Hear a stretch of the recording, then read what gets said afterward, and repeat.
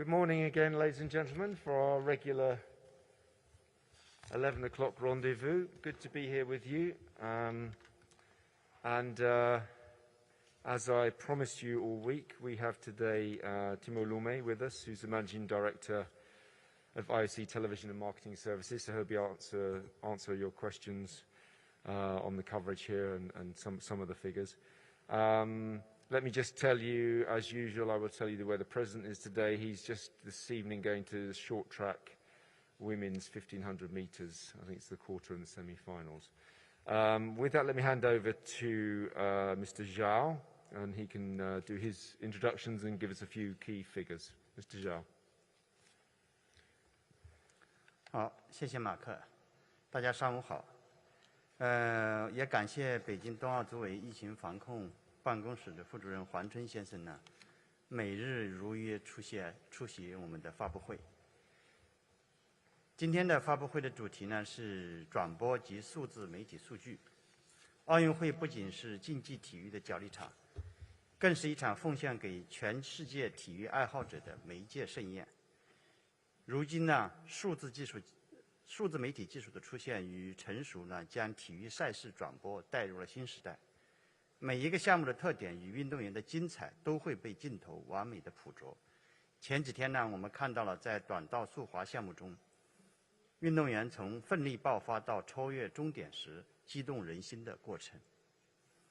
自由式滑雪大跳台项目中，360度的自由视角系统，为观众多角度重现运动员的高光时刻。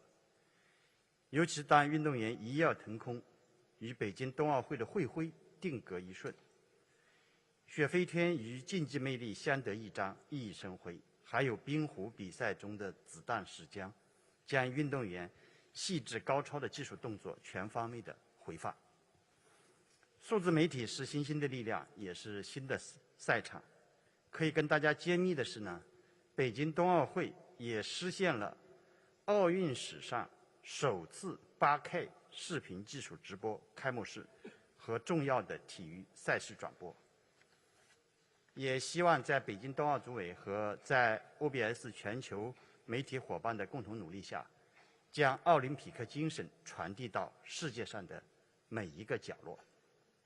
下面我继续通报有关情况。首先是赛事情况。昨天12个竞赛场馆分别进行了15个小项的比赛，共产生了9枚金牌。今天8个竞赛场馆将进行12个小项的比赛，预计产生8枚金牌。再来通报一下防疫情况。2月15日0点至23点59分，机场入境12奥人员总数累计31人，其中运动员及随队官员0人，其他利益相关方31人。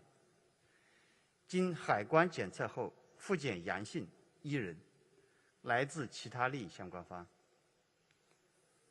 2月15日0点至23点59分，闭环内核酸检测总次数69786，其中运动员及随队官员5899，其他利益相关方63887，复检阳性1人，来自其他利益相关方。北京冬奥会入境12奥人员和相关工作人员均实行闭环管理，与社会面完全隔开。最后通报一下天气情况。预计今天赛区以晴转多云天气为主，北京赛区最高气温是0度，最低气温零下6度。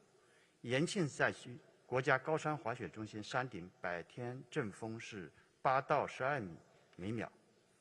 张家口赛区最高气温零下14度，最低气温零下23度。延庆赛区和张家口赛区气温较低。提醒各位记者朋友们，户外采访注意防寒保暖。本日情况通报完毕，谢谢大家。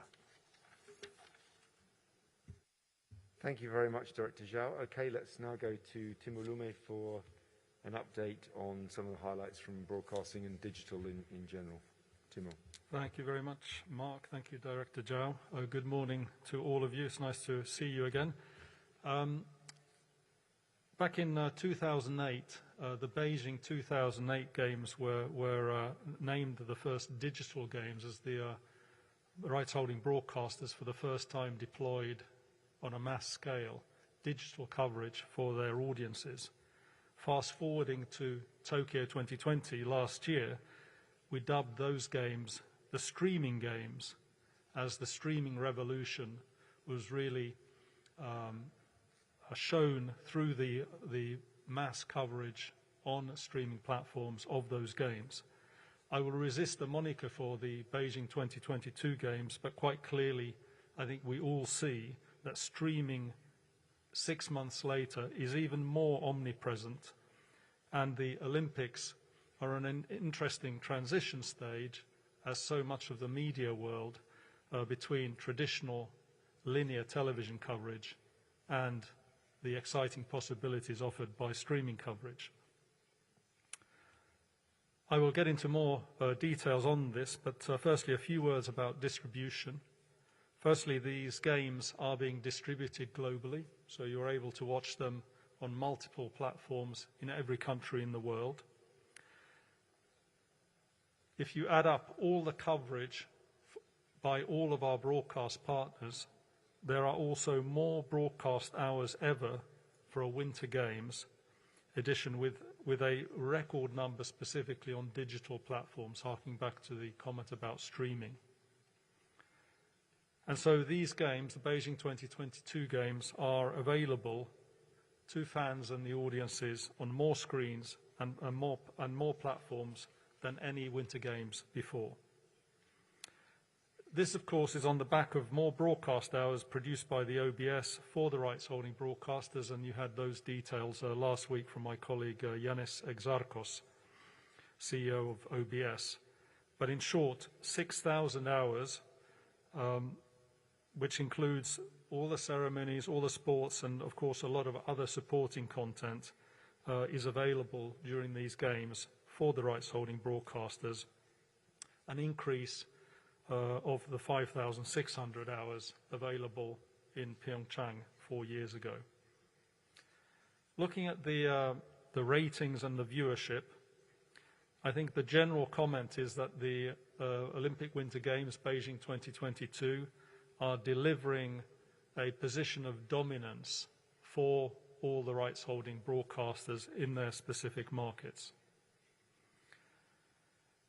The opening ceremony, from a broadcast perspective, was a great success, beyond its artistic merit. We are still going to be looking at the exact numbers and getting information for some weeks to come, but I can today confidently say that the Beijing 2022 opening ceremony has already exceeded the global reach of any of the previous Olympic Winter Games opening ceremonies. My estimate today is that it will be around 500 million people, 500 million. This is far higher than the next highest television audience for an Olympic Winter Games opening ceremony, which was recorded in Sochi 2014, which was 388 million people. As I mentioned, we will be working hard in the coming weeks to establish the exact global reach. But based on the evidence that we've seen from the first week, we feel confident that the number will be equal to or superior to each of the to the average of the previous Winter Games. So we're talking around 2 billion people. Looking more specifically at various of the markets around the world, and of course starting with the home territory, China, home nation interest for these games has been very, very high, really supporting the mass increase for winter sports in China. So far, almost 600 million people have watched the games on TV in China. And of course, we expect this figure to rise. The opening ceremony that I just mentioned was the most watched television program of the last 10 years any television program of the last 10 years since the Spring Festival in 2012, and is the highest Olympic Games program, Olympic Games or Olympic Winter Games program since Beijing 2008. The total Chinese audience for these games could rival the total global audience for the last games in Pyeongchang in 2018. We shall see. CCTV has consistently also achieved higher audiences in its daytime and evening parts than any previous Olympic Winter Games. And I would just like to congratulate the China Media Group and its brand CCTV on the comprehensive promotion and coverage of the Games together with its sub-licensees in China.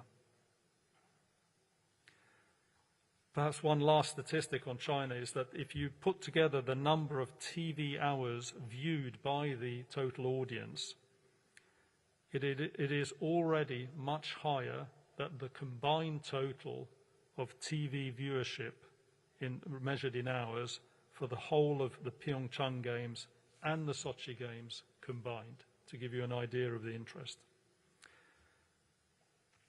So moving across to the previous Olympic territory of Japan, interest there continues to be very high. In fact, 8 out of 10 Japanese people have watched the Games. That's around 104 million TV viewers, as at the midpoint. Australia, not generally known as a winter sports country, but doing very well here, has some rather stunning statistics.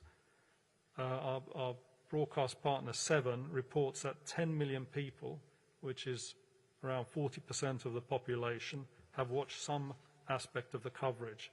And this has allowed Seven to dominate the ratings in the first week. They have been ranked number one for the entire week, number one on every single day of that week, number one in all key demographics, and number one in all the capital cities and regional markets of their states. In addition, the Olympic Winter Games has been a standout from a streaming perspective, and Seven has streamed 4 times more minutes than for the whole of Pyeongchang Games. Moving to the West and North America, NBC's Olympic coverage continues to dominate their prime time. And in fact, they achieved an unbroken stretch of 100th consecutive night, stretching back to Vancouver 2010, as of February the 11th, when they headed up, Olympic coverage headed up primetime coverage. The post-Super Bowl Beijing Olympics coverage on Sunday delivered the top NBC Olympics audience since the opening Sunday of the 2018 Pyeongchang Games.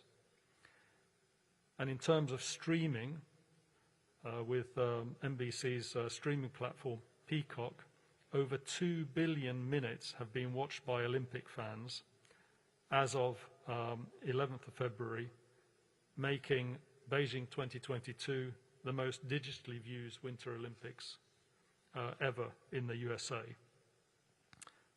A similar story in Canada, and over half of all Canadians have watched CBC's Radio-Canada's coverage of Beijing 2022.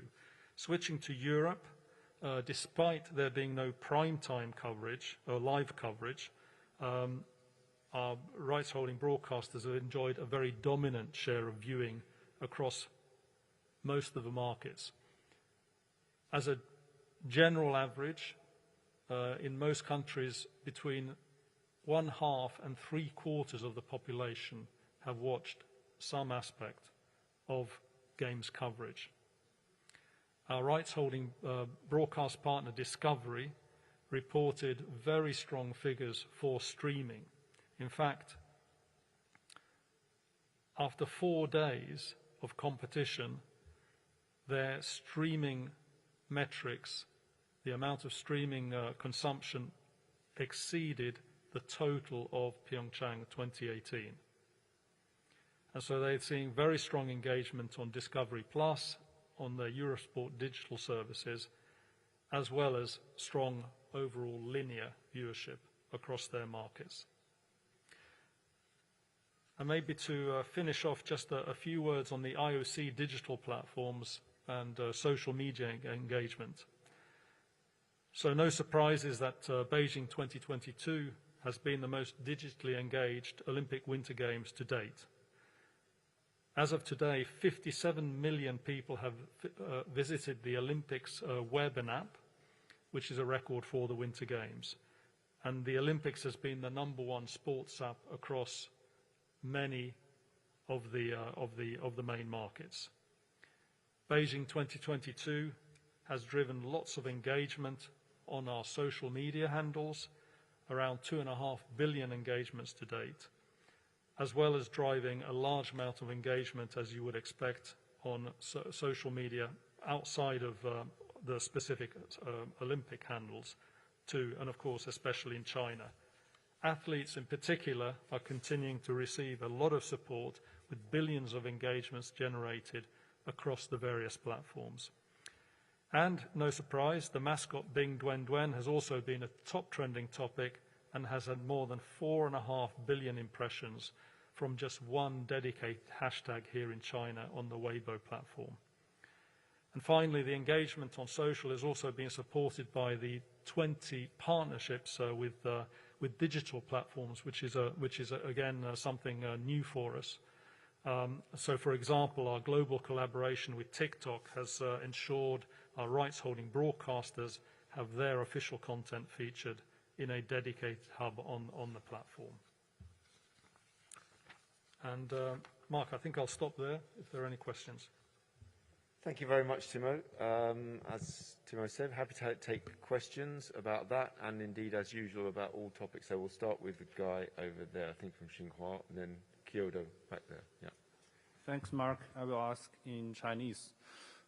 近期呢，我们在机场和闭环内的阳性病例非常少，有些时候都已经基本清零了。我想问国际奥委会和北京冬奥组委对于目前的防疫的情况有何评价？谢谢。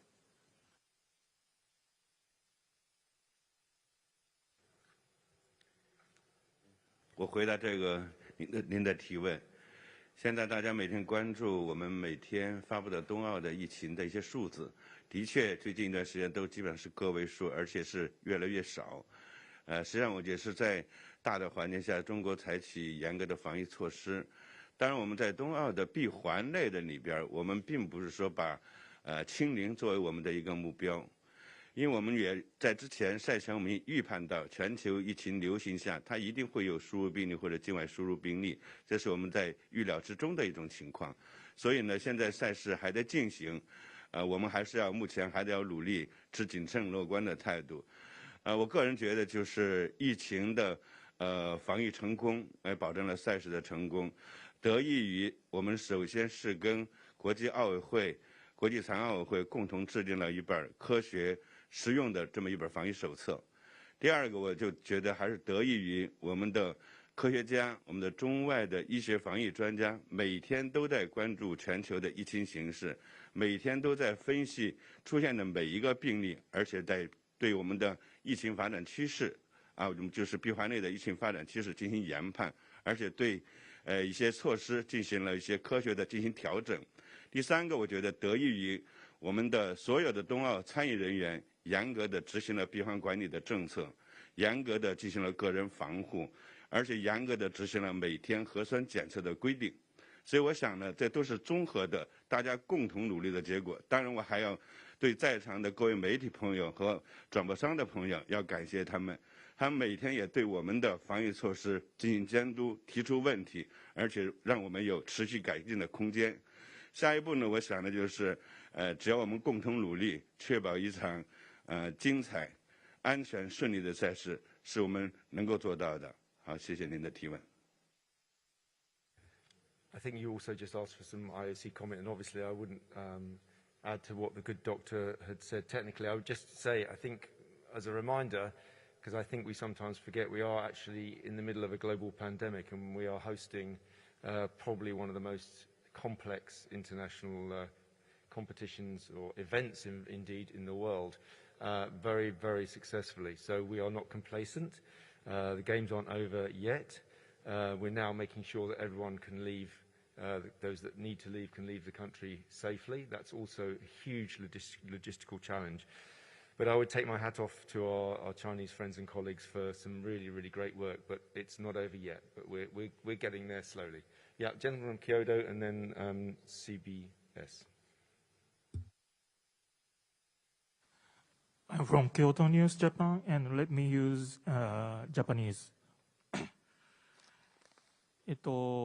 IOC のアダムスさんとルメさんにそれぞれ一つずつ質問です。1点目はアダムスさんに少しちょっと技術的な質問で、申し訳ないんですが、フィギュアスケートのワリエワ選手の件です。明日の大丈夫でしょうか。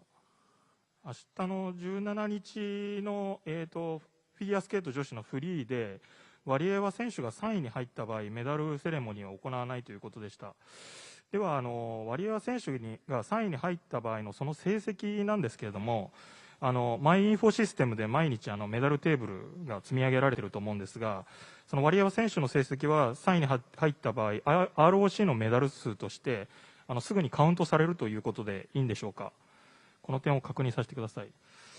あともう一点はルメさんにテレビ放送のことでお尋ねします。アメリカの国内のテレビ放送の視聴者数についてこの北京大会はピョンチャン大会の半分程度のテレビ視聴者数だったという報道がありました。これは原因をどういうふうに分析していますか。またテレビからデジタルに視聴者が移行していること、これは今後の IOC の放送権販売の契約だったり将来の IOC の収入に何かどういった影響があるんでしょうか。以上です。ありがとうございます。Let me just quickly take your first question first before moving to Timo. Yeah, obviously some issues, so there will be an asterisk against the results tomorrow on Friday because they will be preliminary, obviously, pending further investigation. Timo. Yes, thank you for your question. Media markets change, and they change continually. It's true that we've lived through a period of relative stability and growth, but the reality is that over history, media markets change with new technologies, new ways to consume media. So what we of course don't control that. What we do notice is that the Olympics maintains a position of preeminence and indeed dominance within the available market share. So from our perspective, the foundations of our partnership with NBC remain strong, and of course we have a long-term agreement with them through 2032. And so, we will continue to collaborate with NBC to make sure that the Olympic Games are showcased in the best way possible.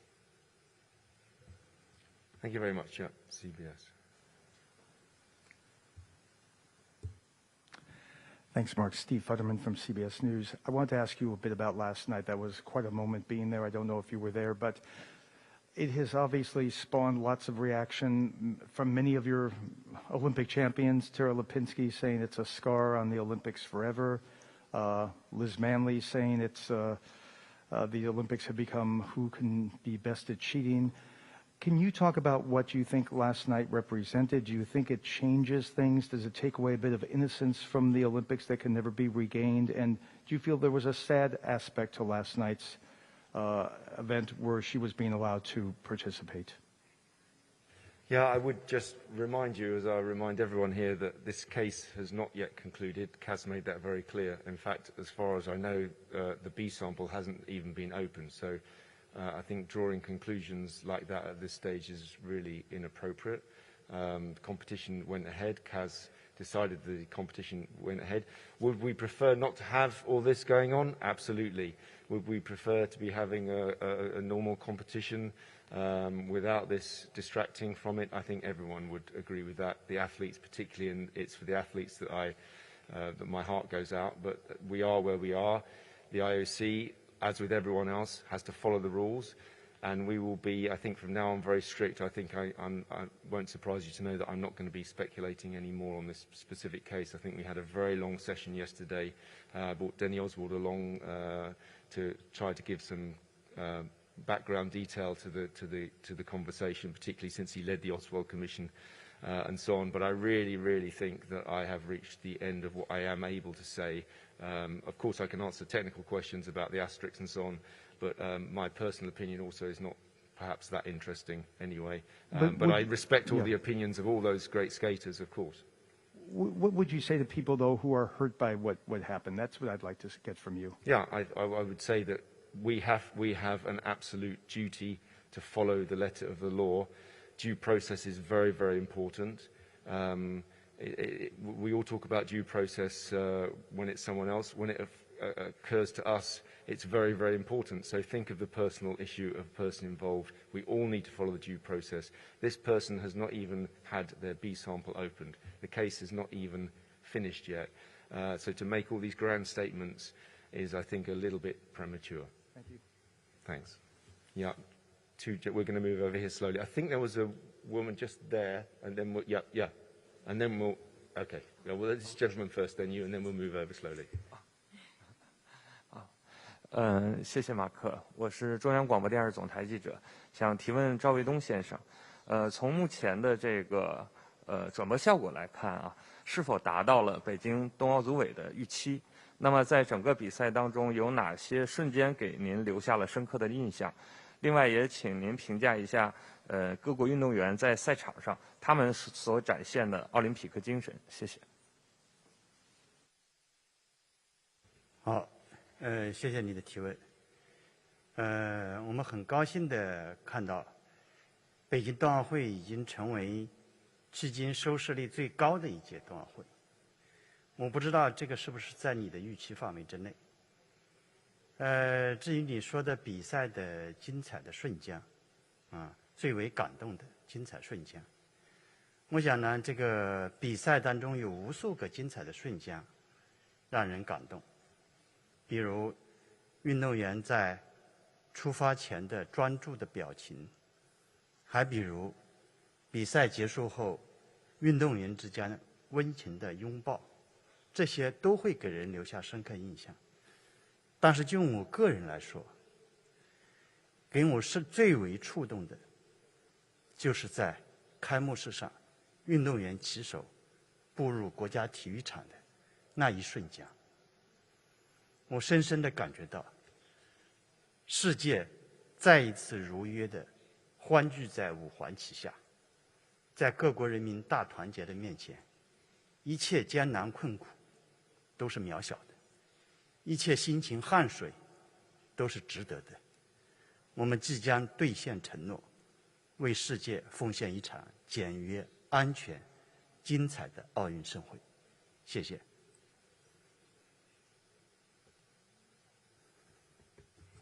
Okay, yeah, lady there. Yes, please, yeah. Thank you. Maggie Rulli here from ABC News.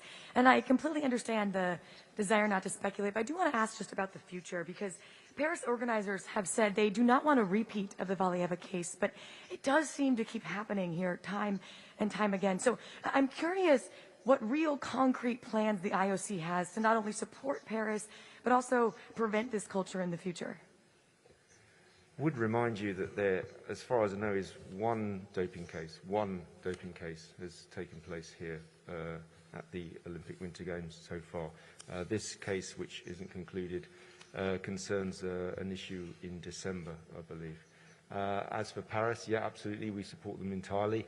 As for testing, and as you know from testing and ruling on doping cases, we have outsourced that on purpose so that it's independent from us. To avoid even the appearance of conflict of interest. Well, do you think you'll change anything from what you did these games to what you'll do in Paris? I'm sure everything will be looked at, but as I say, this specific case it's very difficult to draw any conclusions from a case that hasn't even reached its conclusion yet, and I don't think you should do that, and I certainly won't do that. Thank you very much. Yeah, gentleman here. 谢谢马克先生，我是北京新京报记者。我想问一下，在这次北京冬奥会期间呢，有连续降雪的天气，尤其张家口赛区连续降了2天雪，有比赛还延期。那么在这样的天气条件下，转播团队是怎么样顺利的保证转播的进行，同时经受住了哪些考验？谢谢。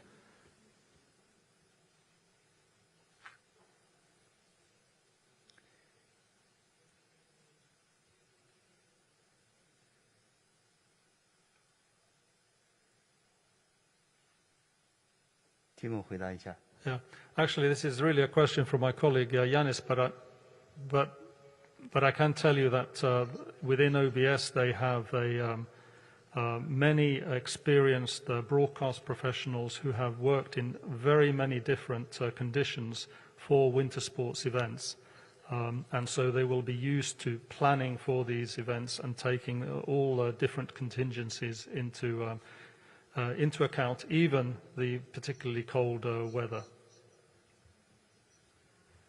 Question from AFP, I think, there. Yeah.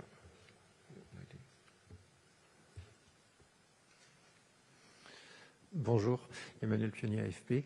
Mark, you mentioned an asterisk next to Valieva's name if he reached the top 3. Will you do the same with the team event? Because last time I checked, there is no asterisk next to the team event in the table. And will you organize the award ceremony right after the event tomorrow night? On the asterisks against the team event, to be honest, I'm not aware. Obviously, not running the website, but I would assume that would be the case.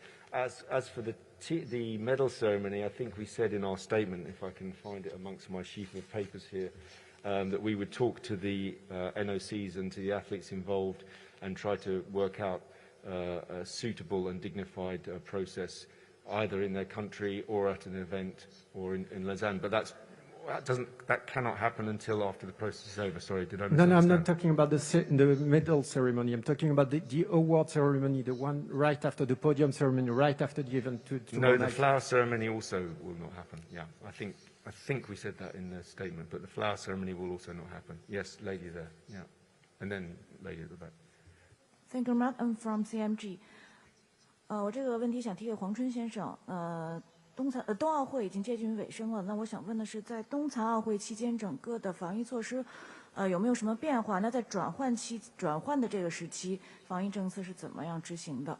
谢谢。好，我回答您这个问题。实际上，大家也非常关注冬奥会，再过几天就要圆满的闭幕。刚才也讲到了，在冬奥会期间呢，我们所有的按照防疫手册制定的防疫措施呢，都是行之有效的，这是我们有目共睹。当然说，对于行之有效的措施，一定会延续到我们残奥会。在这方面呢，就是我们出台防疫手册，并没有把它分成冬奥会的防疫手册和冬残奥的防疫手册，都是一本共同的一个防疫手册。但是针对我们残疾运动员的特殊这么一个群体，当然说我们有特殊的一些防疫要求。你比如说，他可能对残疾运动员体温调节有异常的情况，我们提前会有一个材料的审核，我们有一个备案。另外呢，对于他有的可能不能戴口罩的，可能单独要戴防护面屏的这种情况，我们要提前也给他标出来，等等这些特殊的，这都是针对特殊的群体制定相关的一些特殊人群的防疫措施。马上就冬奥会结束，面临一个转换期，进入残奥会。当这有一部分人群呢，根据不同人群他的最后的那个趋向，我们也分门别类的制定了相关的防疫措施。你比如说，我们的外方人员绝大多数他就要结束后他就要离境，我们有离境的防疫措施。我们中方人员大批的保障人员恐怕他不会参加残奥会了，他要移出，我们有移出期的防疫方案。再有呢，还有一部分中外的一些工作人员，包括一些技术人员，他要拆卸相关的一些转播设备，包括拆卸一些相关的器材，要装箱等等一些收尾的工作，我们要实施闭环类的一些工作的一些管理的防疫措施啊，闭环工作的防疫措施。当然呢，要继续参加残奥会的，继续在闭环内延续到残奥会期间的一些防疫管理措施。总之呢，我们是按照不同人群他的不同的工作的分工来制定相应的针对性的防控措施。这个计划和方案已经很完备了，相信呢有前边的防疫基础，残奥会一定会防疫同样的能够做得很出色、很成功。好的，谢谢您的提问。Yeah, please go ahead. Mark, Nancy Armour from USA Today. You all had announced yesterday that Thomas Bach would be here today, and he does not appear to be. So I did make an error. I said it was going to be tomorrow. It's the day after tomorrow that he'll be here. Okay. All right. Thanks. Yeah, he will. Don't worry. I know there's a lot of excitement. He will definitely be here, and I will. If you're here, I'll make sure you get a question to him. So let's move over to the middle, and then I'll come across here in a second. So we're trying to get through everyone in order. Yeah. So lady there. Yeah. Yes. Yeah. And then we'll come across here. Thank you. I'm from Kyoto News. Let me ask in Chinese. 我的问题是想给赵先生。就是呢，我前几天在混合区采访到一位来自香港的运动员的时候，顺便问到的目前他呢对目前的香港的言论自由、新闻自由的情况有什么样的看法？然后呢，在现场组委会的工作人员突然就是介入了采访，然后不让我提所谓的政治问题。一般来说，当然运动员本人有完全的权利可以拒绝问题或者也可以反驳。但是一般来说，就是我们认为，东道国的组委会方面不太应该干涉自由的采访活动。那么我想问一下，组委会对自由和看法呢？介绍一下，谢谢。好，你的这个问题呢，是关注的是媒体记者的采访自由的问题。这届冬奥会呢，我们是在疫情防控的前提下呢，尽力所能及保障这个各位媒体记者的采访自由。我想呢，你刚才说的这个具体的事情呢，我还不太了解，我需要进一步的去了解。但是我想呢，中华人民共和国宪法当中明确保障了人民的言论自由，但是同时呢，我们北京冬奥组委也依照着主办城市合同和奥林匹克宪章反对体育政治化，我们会按照我们中国的法律法规，保障各位记者包括境外媒体记者的采访自由。谢谢。谢谢您。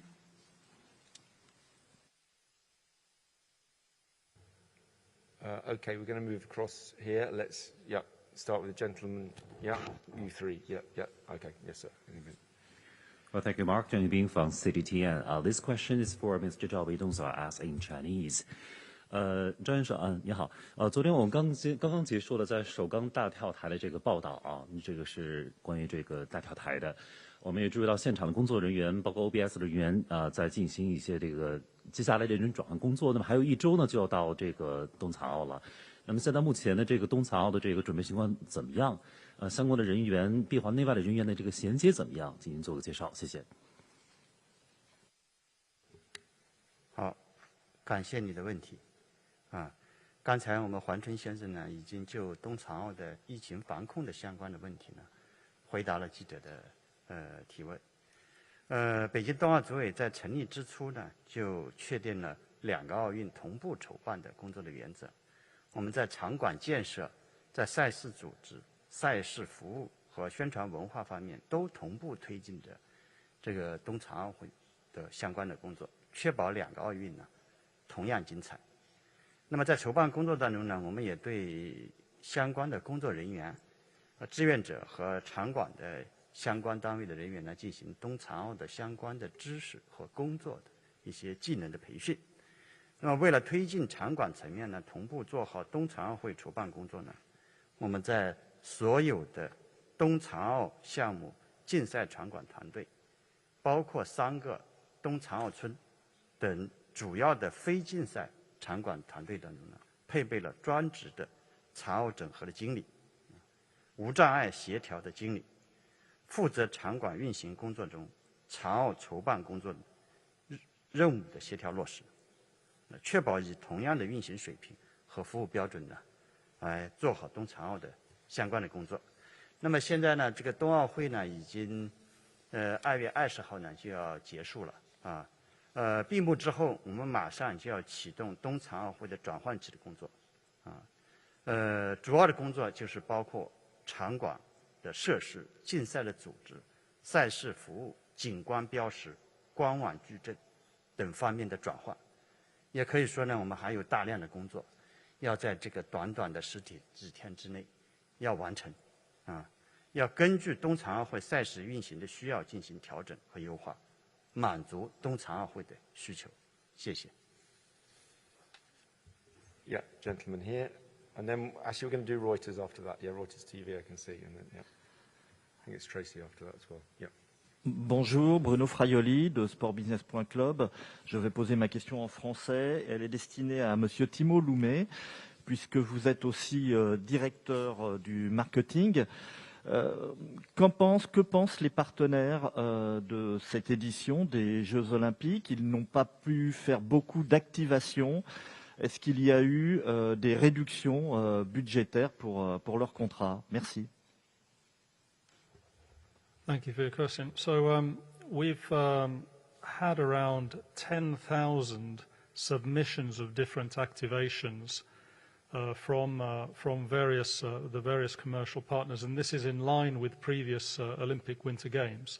So in terms of volume, there actually is no reduction. Of course, there have been some restrictions due to the COVID measures, for example, around hospitality. And we've worked very, very closely with the partners to make sure that the programs that they are undertaking, they're able to do, whether it's in the host country or elsewhere. Thank you. Yeah, okay, lady, and then we'll go to Reuters, and then I think it's Tracy Holmes, I think, yeah. Thank you. 北京新闻广播记者，我的问题提给赵卫东先生。我们注意到前段时间是有媒体报道，在北京冬奥会期间，羽生结弦的中国粉丝是给他寄了差不多有2万多张明信片。冬奥组委也是表示，会设置特别的环节，把这个明信片是交到他手上。我想问一下，就是具体的情况是什么样的？另外，在本届冬奥会上，羽生结弦也是挑战了4A 这个高难度的动作，但是他失败了。想请问赵先生怎么看待他的表现？谢谢。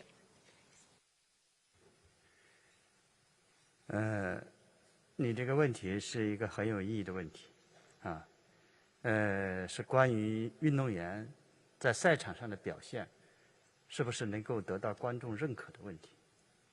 我想呢，我们这几天从媒体上，特别是社交媒体上，已经广泛的看到了这一届冬奥会很多优秀运动员都收获了不少的中国粉丝。无论是获得奖牌还是没有获得奖牌，都有很多网民在给他们点赞。运动员在追逐梦想、挑战极限的道路上，难免会遇到困难和挫折。我们致敬所有的挑战自我、为理想前行的人。我们也一直大力倡导相互理解、友谊、团结和公平竞争的奥林匹克精神。谢谢。Yeah, let's have Reuters TV. Thank you. Good morning, Ian Axon from Reuters Television. Did the IOC pay a lobbying firm to lobby against the Rodchenkov Act? And now it's been passed, are you broadly supportive of what it tries to do, including sending people to jail who are in the entourage of those who dope? We don't comment on national laws. I think it's wouldn't be appropriate. And I couldn't really comment on a national law. There are many around the world. Yes, Tracy Holmes. Tracy Holmes, ABC Australia. My first question is to Mark. Many people tuned in last night to watch the Russian figure skater who's at the centre of this doping thing, and I think anybody who is a parent saw somebody who is being beamed into lounge rooms right around the world, but is possibly the most isolated person at these games. She's having information that is supposed to be private under the World Anti-Doping System leaked against her. Papers have been leaked about what appeared in the Court of Arbitration for Sport hearing. She can't trust the system. She can't trust the media. She possibly can't trust the people around her. In this era of well-being, what has the IOC done to reach out to her to ask how she's going and how she's coping with the situation? Because clearly it's very stressful. And my question to Timo is that in your experience in working with broadcasters around the world, how do dramas like this actually play into ratings? Do they actually give a ratings boost? Thank you. Yeah, I will talk briefly to the first point, and you put it quite eloquently that she is in the centre of a lot of speculation. It must be very tough for her. I went through, I think, yesterday and the day before what we're doing generally for athletes in terms of safeguarding officers, in terms of chaperones. I think there are 60-odd safeguarding officers, various information. We, of course, are in touch with the team. Her welfare is the team's first priority, and obviously we are very careful of that, but there's only so much that we can do. But I think you're right. We all need to be very, very responsible in the way that we discuss this issue, which, just to remind you again, has not even been concluded yet. So thank you. Yeah, and there's a question for Timo. Thanks, Tracy. I think in the case of the Olympic Games, there's a lot of scrutiny and there's a lot of attention and promotion already out there. So I'm not sure that it would make that much difference. But obviously, those people who do, we hope that they'll watch, focus on the sporting endeavours. But we'll obviously the ratings will come out in a few days, and we expect them to be strong as always. Yeah, okay, let's have gentleman there. Oh, okay, lady and the gentleman just behind. Yeah. 谢谢马克，我这个问题呢是问给外方官员 Timo 的，因为呢在本届冬奥会上，电视媒体的播放和转播率是收视率非常高的，不仅仅是在中国，全球都是这样一个情况。那么这里面有没有很多很好的经验可以分享？同时，传统媒体和数字媒体的结合，有哪些技术进行了突破呢？谢谢。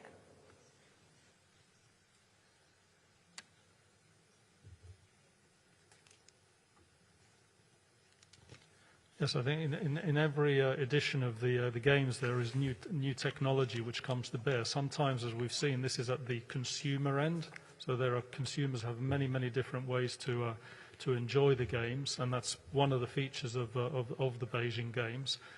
Whether it's a small screen or a very large 8K screen, the type that you can see in the lobby of the International Broadcast Centre.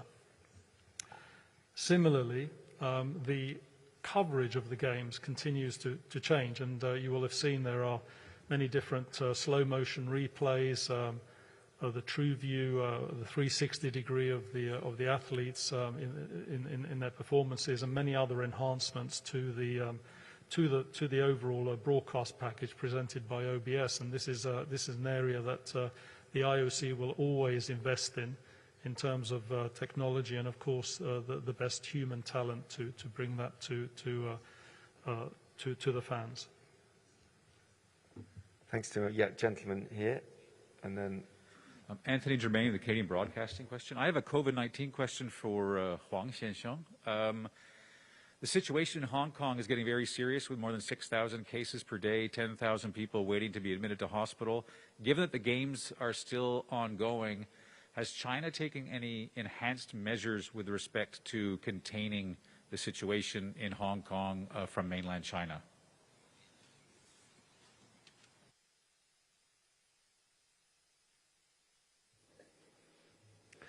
"关于香港的疫情呢，我们每天也都在密切的关注。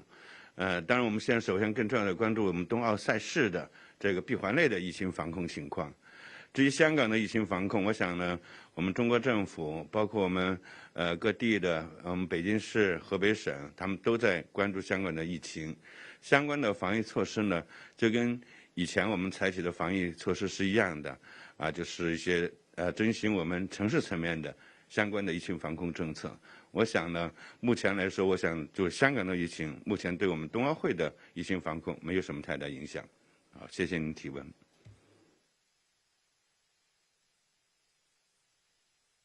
Yeah, I think I saw Inside the Games wanted a question at the back there, and then over here. Good morning. This is a couple of questions for Timo. First off, can I confirm you're talking about NBC's ratings, which a lot of newspapers have been reporting as disappointing. Are we talking linear broadcast after the Super Bowl for those figures that you meant that they kept the ratings high after the Super Bowl, sort of following on from that? And the other one I wondered was what impact has the time of day had on European audiences? It's a key audience for winter sports with Scandinavia, the Netherlands, Germany and so forth. Has the impact of it being at the wrong time of day, during the day when people are out working, had any kind of impact in your eyes? Thank you. Okay. And for the first question, yes, the particular instance I quoted was the post-Super Bowl audience figure in the case of NBC. For Europe, we're in the third games now, in Asia Games, and I think the audiences are getting quite used to watching their Olympic sport at different times. So actually, as I was saying, the audiences on linear TV have been strong. So you can imagine in certain Nordic markets, which are winter markets, they've been extremely strong. But in general, they've held up very well despite the time differences and the lack of a live prime time coverage. Yeah, I think Graham. Yeah, let's move over here. Then Graham wanted a question. Dunbar from AP, and then gentleman there, lady there. Yeah. Hi, Graham Dunbar from AP. A question for Timo about your single most important commercial deal, the American TV rights.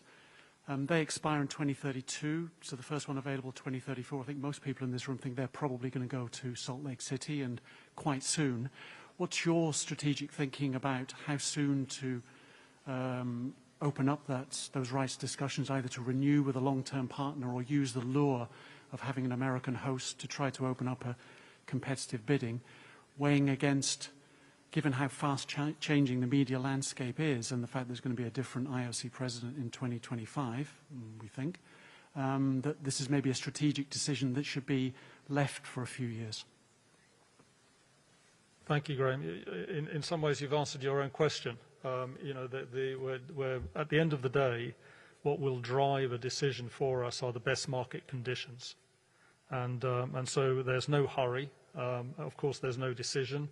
And in any case, our sales cycle is not necessarily driven by the appointment of a host city. There are plenty of instances where rights to games have been accorded without the host city being aware. So we will continue to look at the market conditions, and then at the right time we'll go to market. In between, we have plenty of activity, some of which you'll get to know over the coming weeks to show that we're keeping busy in other markets around the world. Yeah, there was a gentleman here, and then a lady there. Yeah, gentleman here. Yeah, yes, sir. Yeah, you. Yeah. All right. Thank you. Gary Kanch with the Wall Street Journal. So Camila Valieva last night didn't appear at the official press conference, and the moderator there said that she only has to appear at the press conference after a medals event. Now, that would normally be Thursday, but now we know Thursday won't have any medals. So does she have to appear at the press conference or not? Thank you. I think, to be honest, that we say that we should make every effort and they should make every effort, and we would like them to, but and particularly in this case, I'm not sure that we would be able to, but should even force her to appear at a press conference. So I think it's probably very unlikely. Yeah, lady there.